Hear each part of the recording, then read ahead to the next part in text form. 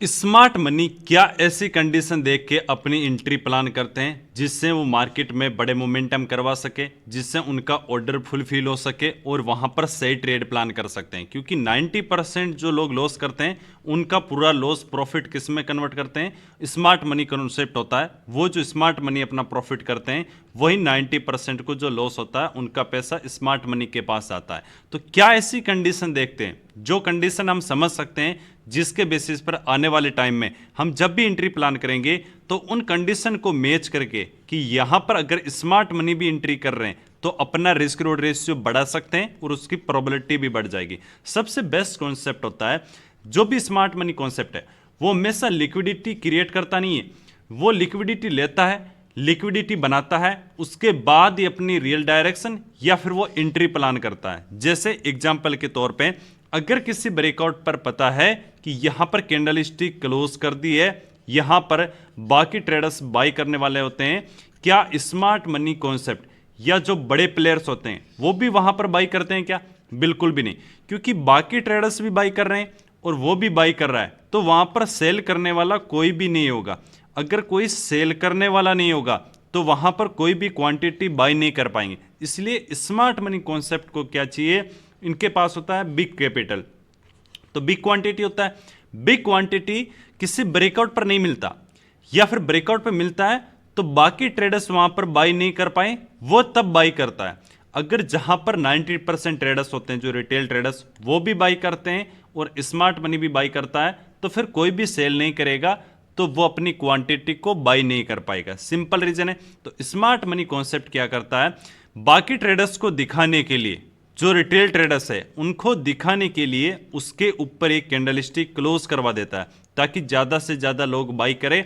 और जैसे जैसे प्राइस यहाँ पर टाइम स्पेंड करेगा स्मार्ट मनी कॉन्सेप्ट यहाँ पर सेल साइड की पोजीशन बनाएंगे। अब इसमें इसकी पूरी क्वांटिटी कैसे मिलेगी? मान लो रिटेलर्स क्या कर रहे हैं, यहाँ पर बाई कर रहे हैं, लेकिन स्मार्ट मनी कॉन्सेप्ट क्या कर रहा है, वहाँ पर सेल कर रहा है। जितना बाइंग करेंगे उतना वो सेल करता रहेगा, जितना बाइंग करेंगे उतना वो सेल करता रहेगा। जब रिटेलर्स की क्वांटिटी बाइंग हो जाएगी, अच्छी क्वांटिटी बाइंग हो जाएगी, तब क्या करेगा, वो सेम क्वांटिटी अच्छी क्वांटिटी कौन सेल कर रहा है, स्मार्ट मनी कॉन्सेप्ट, क्योंकि उसके पास कैपिटल ज़्यादा है तो बड़ी क्वांटिटी सेल करना है। जैसे उसको लगेगा कि अब मेरा पूरा ऑर्डर फुलफिल हो चुका है, मतलब मान लो 1000 करोड़ या 1500 करोड़ जो भी वो क्वांटिटी बाई करना चाहता था इतने कैपिटल का, उसको पता चला कि मेरा यहाँ पर कैपिटल लग चुका है, मैंने सेलिंग साइड की पोजीशन बना चुका है। फिर वो क्या करता है, अचानक कुछ क्वांटिटी सेल करता है। लेकिन अचानक कुछ क्वांटिटी सेल करना क्यों है? क्योंकि जैसे ही कुछ क्वांटिटी सेल करेगा मार्केट नीचे की तरफ आएगा। अब नीचे आने से यहां पर क्या प्रतिक्रिया होती है आप ध्यान से समझना। एक तो जो भी यहां पर बाई कर रहे हैं उनका एसएल यहां पर होगा, जैसे ही उनका एसएल हिट होगा मार्केट नीचे की तरफ आएगा। और जो भी बायर्स है जिससे कोई स्विंग वगैरह बनाए उनका भी जैसे एसएल हिट होगा और मार्केट नीचे की तरफ आएगा। फिर पता चला यहां पर अगर कोई बायर्स है उसको डर लगना शुरू हो जाएगा, मान लो कोई नीचे बैठा भी है, या तो वो अपना प्रॉफिट बुकिंग कर लेगा तो मार्केट में प्रॉफिट बुकिंग करेगा।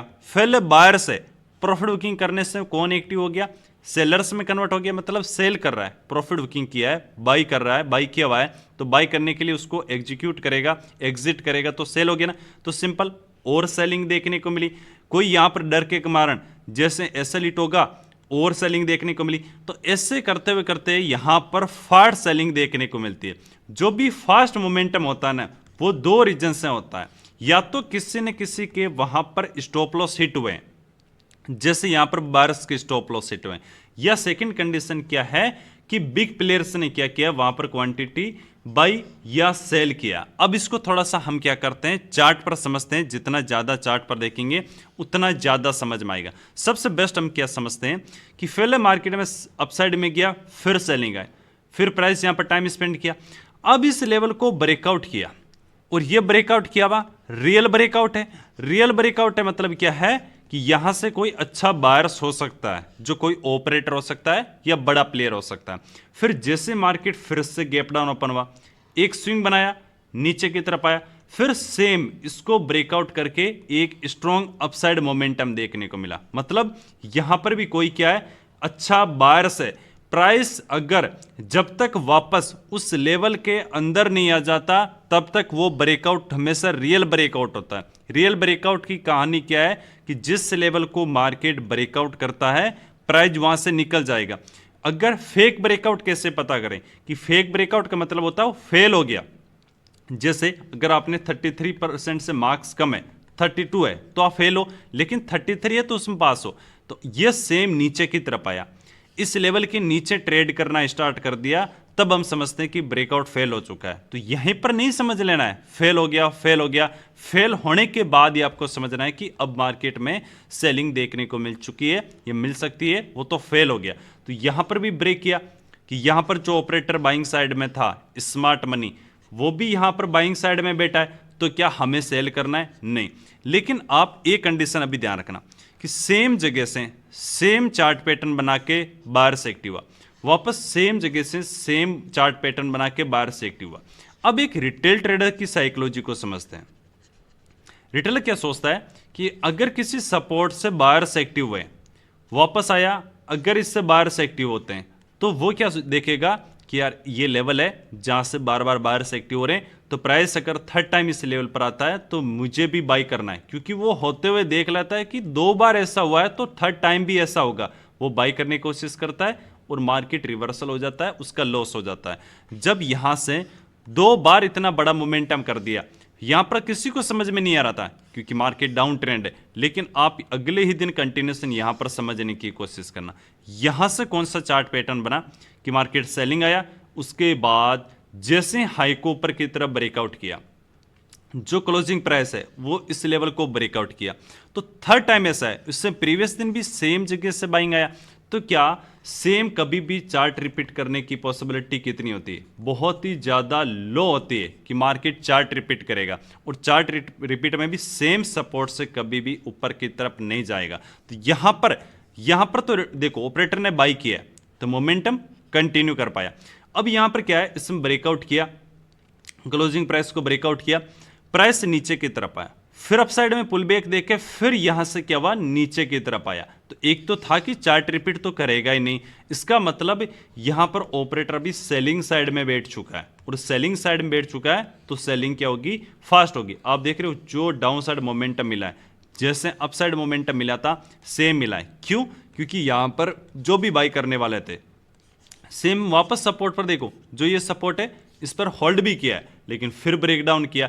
तो किसी भी लेवल से जब ऑपरेटर को एंट्री करना होता है, वो हमेशा, अगर मान लो एक कंडीशन ध्यान रखना है, अगर किसी ऑपरेटर ने यहां पर बाइंग साइड की एंट्री की है और प्राइस ऊपर की तरफ किया, पुल बैक आया, अगर यहां पर ऑपरेटर ने बाइंग साइड में किए, वो कभी भी ये नहीं चाहेगा कि सेम लेवल पर वापस प्राइस आए और जहां पर मैं बाई कर रहा हूं ऑपरेटर, बाकी रिटेलर्स भी बाई करें और फिर मार्केट ऊपर की तरफ जाए। नहीं, ऐसी कंडीशन नहीं होनी चाहिए।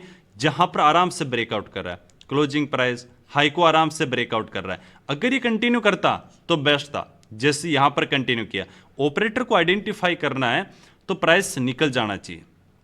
दूसरी बात, जब भी स्मार्ट मनी कॉन्सेप्ट एंट्री करता है जहां पर ज्यादातर ऑर्डर हो, जैसे यहां पर ऊपर की तरफ गया, डायरेक्ट गैप डाउन ओपन हो गया, तो वापस इतना जल्दी कोई नहीं सोचेगा कि आज भी ऊपर जाएगा। हर कोई यहां पर प्लान करेंगे सेलिंग साइड का, तब ऊपर की तरफ गया। लेकिन यहां पर हर कोई क्या सोचेगा कि मुझे अब बाइंग करना है क्योंकि तीसरा दिन भी है, सेम जगह से ऊपर जाएगा। इसलिए यहां पर जैसे जैसे वो बाई करता है, और रिटेल ट्रेडर्स बाई करते हैं, स्मार्ट मनी कॉन्सेप्ट वहां पर सेल करते हैं। जैसे उसकी सेल की क्वांटिटी हो जाएगी, फिर मार्केट में मोमेंटम आता है, वो फास्ट आता है। तो स्मार्ट मनी को कॉन्सेप्ट को समझना है, एक ही बात ध्यान रखना, वो वहीं पे एंट्री करता है। अगर रिटेल ट्रेडर्स बाई करते हैं तो वो हमेशा कोशिश करता है सेल करने की, अगर सेम रिटेल ट्रेडर्स सेल करने की कोशिश करते हैं तो हमेशा कोशिश करता है बाई करने की, बट उसको आइडेंटिफाई करना है। तो ये बात ध्यान रखना, ऑपरेटर की एक ही खासियत है, सभी के सभी स्टूडेंट अपनी कमेंट बॉक्स में भी लिखना, कमेंट बॉक्स में लाइन लिखना, और यहां पर अपने नोटबुक में करना, जहां से मार्केट जा चुका है, एक स्ट्रॉन्ग मोमेंटम दे चुका है, इसका मतलब वहां पर कोई ऑपरेटर है। जैसे यहां से फास्ट चला गया तो ऑपरेटर है। अब यहां से क्या है, आराम से ब्रेकआउट किया बट फास्ट नहीं किया, रिवर्सल हो गया, इसका मतलब सिर्फ बाइंग साइड में एक्टिव कराया है, ऑपरेटर सेलिंग साइड में, तभी तो फास्ट नीचे की तरफ आ गया। जहां से फास्ट ऊपर जाए ऑपरेटर बाइंग में, जहां से फास्ट नीचे की तरफ आए ऑपरेटर सेलिंग में। ऑपरेटर जहां पर भी पोजीशन बनाएगा ना, प्राइस होल्ड नहीं करेगा, प्राइस वहां से निकल जाएगा, चाहे अपसाइड निकले या डाउन साइड निकले। तो ये वीडियो आपको कैसा लगा? इससे बहुत ज़्यादा हेल्प होगी डेली बेसिस पर आपको ट्रेड करने में। इसलिए सभी के सभी स्टूडेंट अगर यहाँ तक पहुँच चुके हो तो ज़्यादा से ज़्यादा कमेंट करना ऑपरेटर, ज़्यादा से ज़्यादा कमेंट करना, एक लाइक करना और अपना लाइक नंबर कमेंट बॉक्स में बताना कि मेरा 50 है, कम से कम इसका लाइक हमारा 500 का टारगेट होगा। वीडियो पसंद है वीडियो को लाइक करो, सब्सक्राइब करो, जो नए हैं इस चैनल को और ज़्यादा शेयर करो, जिससे और भी ट्रेडर्स पहचान सकें कि कैसे ऑपरेटर एंट्री प्लान करते हैं। थैंक यू, जय हिंद।